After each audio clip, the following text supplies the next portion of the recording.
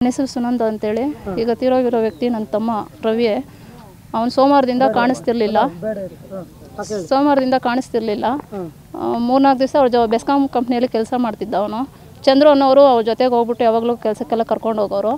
ಅವನ್ನ ಇವಾಗ ಕಾಣಿಸ್ತಾ ಇರೋದಕ್ಕೆ ಅವರು ಫೋನ್ ಮಾಡಿ ಇಲ್ಲ ಮನೆ ಹತ್ರ ಹೋಗ್ಬಿಟ್ಟು ವಿಚಾರಿಸಿದ್ದಕ್ಕೆ ಇಲ್ಲ ನನಗೆ ಗೊತ್ತಿಲ್ಲ ಆ ಥರನೇ ಹೇಳ್ಕೊಂಬಂದವ್ರೆ.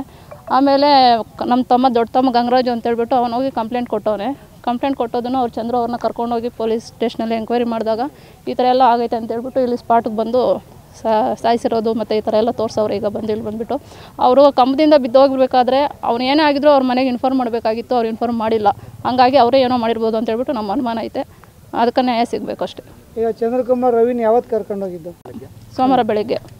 ನಿಮಗೆ ಯಾವಾಗ ಮಾಹಿತಿ ಗೊತ್ತಾಗಿದೆ? ನಮಗೆ ಮಾಹಿತಿ ಗೊತ್ತಾಗಿದೆ. ನಾವು ನಮ್ಮದು ದೊಡ್ಡಬಳ್ಳಾಪುರದವ್ರು ಸರ್. ನಾವು ನಮ್ಗೆ ಗೊತ್ತಾಗಿದ್ದು ಇವತ್ತೇನೆ. ಇಲ್ಲಿ ನಮ್ಮ ಅಣ್ಣವ್ರಿಗೆ ನಮ್ಮ ತಮ್ಮವ್ರಿಗೆ ಎಲ್ಲರಿಗೂ ಗೊತ್ತಾಗೈತೆ. ಅವರೆಲ್ಲನೂ ಹುಡುಕ್ತಾ ಇದ್ರಂತೆ, ಸಿಕ್ಕಲಿಲ್ಲ. ಹಂಗಾಗಿ ಕಂಪ್ಲೇಂಟ್ ಕೊಟ್ಟ ಮೇಲೇ ಗೊತ್ತಾಗಿರೋದು ಈ ಥರ ಆಗೈತೆ ವಿಷಯ ಅಂತೇಳ್ಬಿಟ್ಟು. ಕೆಲಸ ಮಾಡಬೇಕಾದ್ರೆ ಕಂಬನಿಂದ ಬಿದ್ದೋಗಿದ್ದಾನೆ ಅಂತ ಹೇಳ್ತಾವ್ರೆ.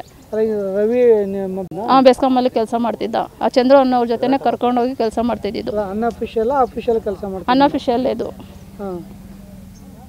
ಅಂದರೆ ಅವರು